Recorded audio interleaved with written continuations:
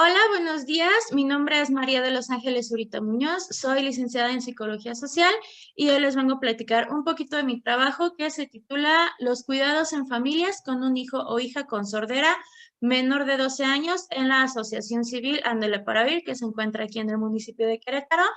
Propuestas para realizar un cambio.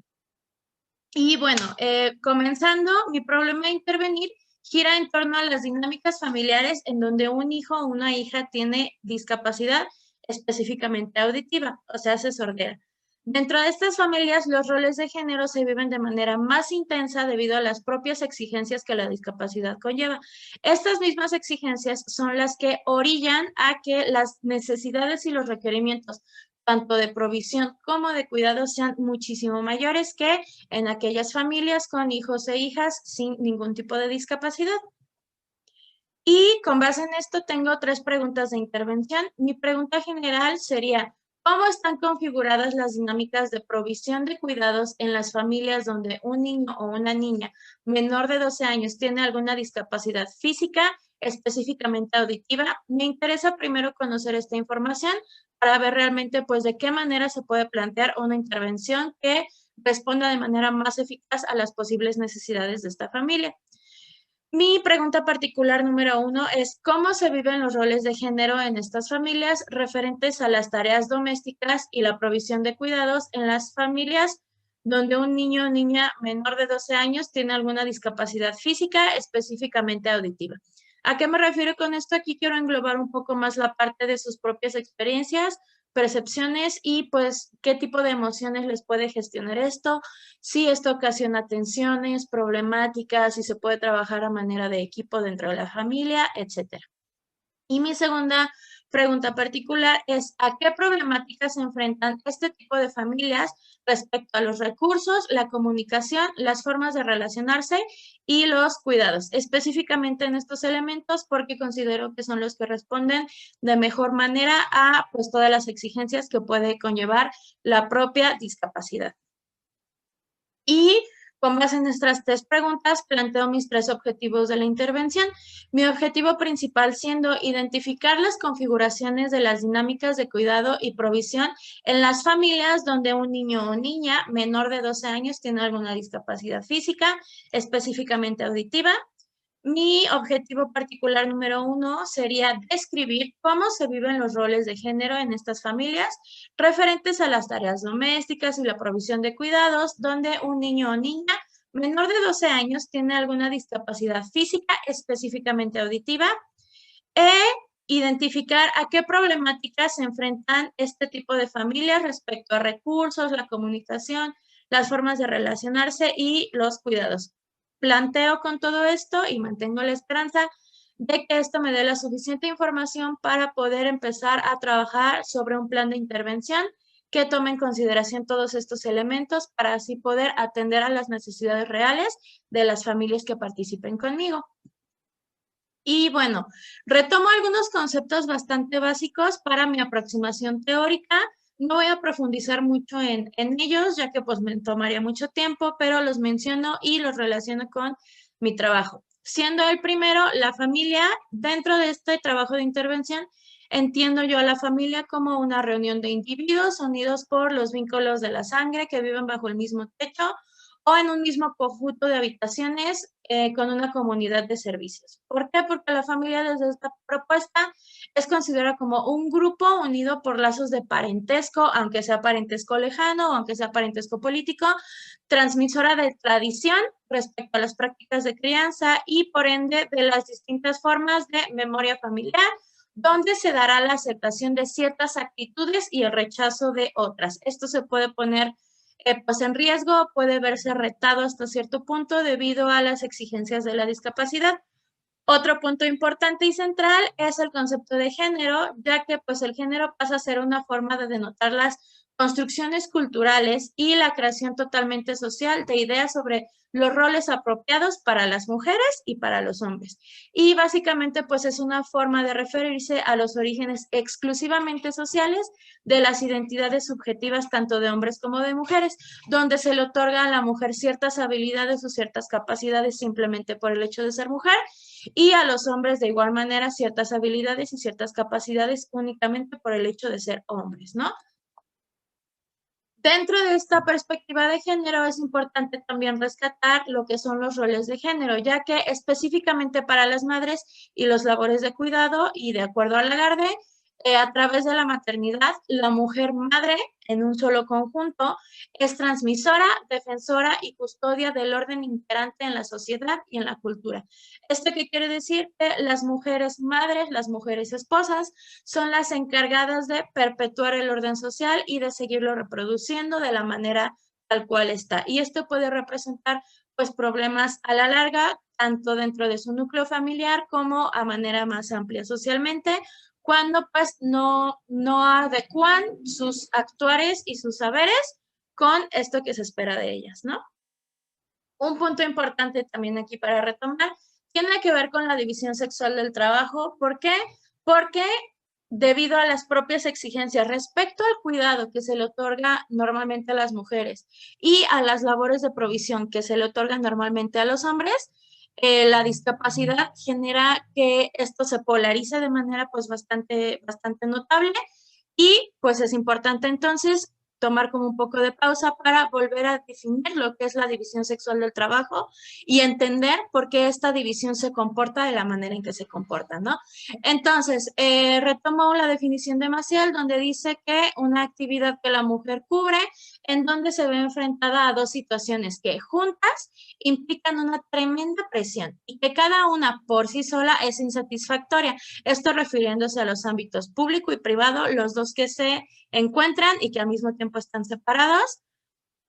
Pues en el trabajo asalariado no es aceptada completamente, sufre discriminación y hostigamiento sexual. ¿A qué nos referimos con esto? A que, pues la ya famosa frase de que se espera que las mujeres trabajen como si no tuvieran hijos y que cuiden a sus hijos como si no tuvieran que trabajar. Una mujer que no cumple con su rol social de ser la que se encarga de proveer los cuidados dentro del trabajo,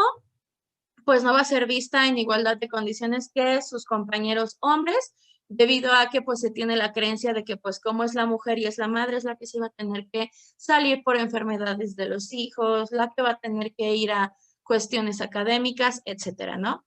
Pero al mismo tiempo, el trabajo doméstico no se le considera como una trabajadora, simplemente se le adjudica la actividad como si naturalmente se le correspondiera. O sea, no se le da el reconocimiento al trabajo doméstico por parte de las mujeres al menos que se le requiere dar y se toma como algo concreto y algo dado por hecho que tiene que hacer por el simple hecho de ser mujer.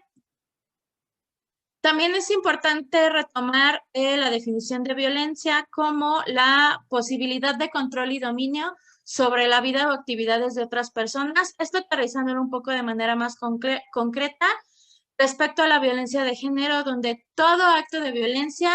que tiene como resultado posible o real un daño físico, sexual o psíquico en relación al género, ¿no? ¿Esto qué quiere decir? Que dentro de estas mismas relaciones familiares este ejercicio de violencia tiene que ver con mantener a las mujeres controladas y mantener un dominio sobre sus vidas respecto a sus labores de cuidado y lo que tienen que hacer dentro del hogar, ¿no? Pero bueno, nada de esto tiene sentido tampoco si no se contextualiza dentro del concepto de discapacidad. Básicamente, de acuerdo a la clasificación internacional de la salud, la discapacidad y el funcionamiento se divide así, da una lista de las diferentes maneras en que se enumera, pero voy a retomar para mí la principal, la que voy a trabajar debido a la condición de sordera, que tiene que ver con la discapacidad para la comunicación y esto pues está relacionado con la recepción y producción de mensajes y llevar a cabo conversaciones y la utilización de instrumentos y técnicas de comunicación. Esto es muy importante tenerlo en consideración porque no es nada más que las madres tengan que hacer las labores de cuidado, sino que también tienen que fungir como las traductoras o el puente de comunicación entre sus hijos o hijas y el resto de su familia y de la sociedad, ya que pues ellos solos y solas, al menos por ahora, no pueden comunicarse de manera independiente. Y bueno, aterrizándolo a la cuestión de la sordera es la disminución de la capacidad auditiva y se mide en diferentes niveles de acuerdo a la cantidad de decibeles que se percibe. Esta condición en las cosas más graves se cataloga como una discapacidad y dificulta la comunicación de la persona que tiene la condición, perdón, con el mundo exterior. Me interesa a mí trabajar con niños y niñas que tienen una sordera de profunda a anacusia, donde su percepción en cuestión de decibeles necesita ser mayor de 90 decibeles o que pues no importa la cantidad de decibeles, no pueden percibir ningún sonido. Respecto a los cuidados, pues entiendo los cuidados como todas las actividades y prácticas necesarias para la supervivencia cotidiana de las personas en la sociedad en la que viven. Esto de manera general. Respecto a un ser humano, una persona con discapacidad, pues cambia de manera drástica la vida de las personas al interior de la familia por todo lo que se tiene que hacer que gira en torno a la propia discapacidad. Y bueno, voy a aproximarme a esto por medio de 3 técnicas. La primera va a ser una encuesta donde voy a hacer un cuestionario sobre la configuración familiar, los miembros del hogar, las principales tareas que realizan diariamente y los horarios que tienen disponibles para comenzar a trabajar sobre pues las posteriores técnicas y entender un poco cómo está configurado su hogar familiar y ver pues más o menos de qué labores se encarga cada quien y quién apoya, si es una familia nuclear, si es una familia monoparental, biparental, si tienen apoyo de la familia extensa, etc. De igual manera,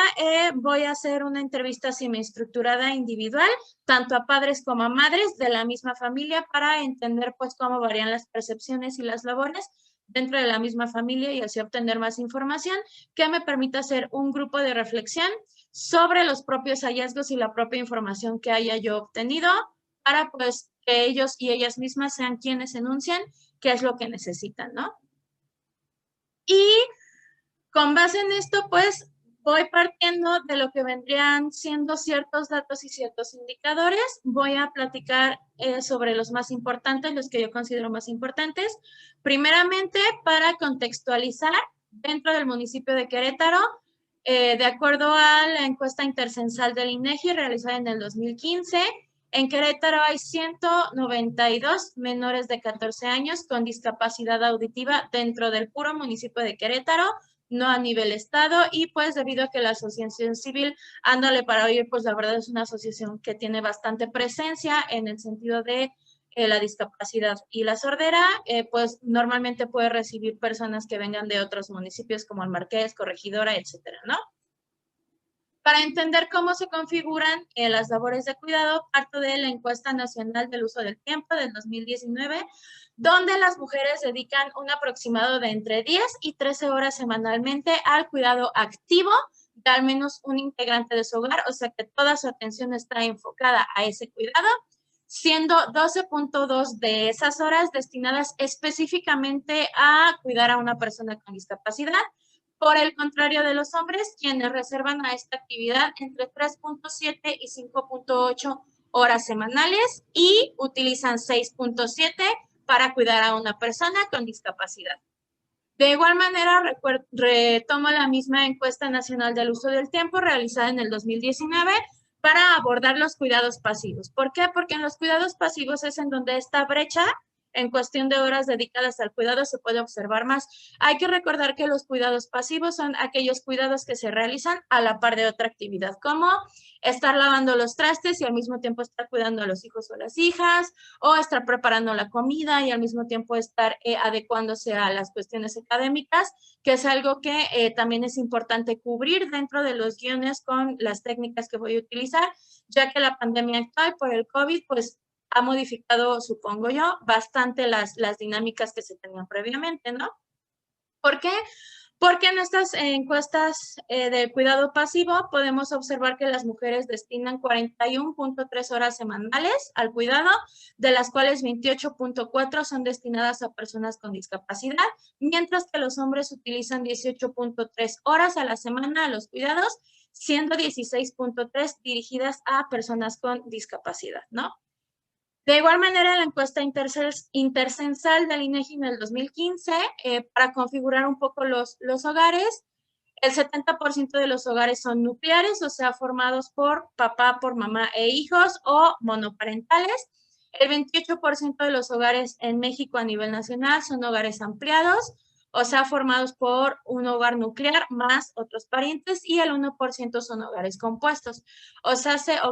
hogares nucleares o ampliados más personas sin ningún tipo de parentesco, por lo que pues parto yo de la idea de que la mayoría de los hogares que me voy a encontrar dentro de mi diagnóstico de intervención van a ser nucleares. Y respecto a los cuidados, es muy importante también incluir la parte de los cuidados que destinan estas mujeres a sí mismas. Y de igual manera retomo la encuesta nacional del uso del tiempo del 2019 para contextualizar esto, donde podemos observar que las mujeres pasan 1 hora más a la semana en la comida y encargándose de su aseo y arreglo diario, que son actividades que responden precisamente a los roles de género que se le atribuyen a las mujeres, y las actividades como dormir, comer, rezar, meditar, descansar y cuidar de su salud, pues tienen muchísimo menos cabida temporal en los hombres, los cuales le destinan entre 30 minutos a 1 hora más a cada una de estas actividades cada semana. Aún con toda la carga de cuidados que es mayor para las mujeres, los hombres son quienes tienen este espacio para dedicar más tiempo a cuidarse a sí mismos. Y parto con esto para poder comenzar a hacer su diagnóstico de las familias con las que voy a participar, y les agradezco mucho por su tiempo y quedo de sus comentarios. Muchas gracias.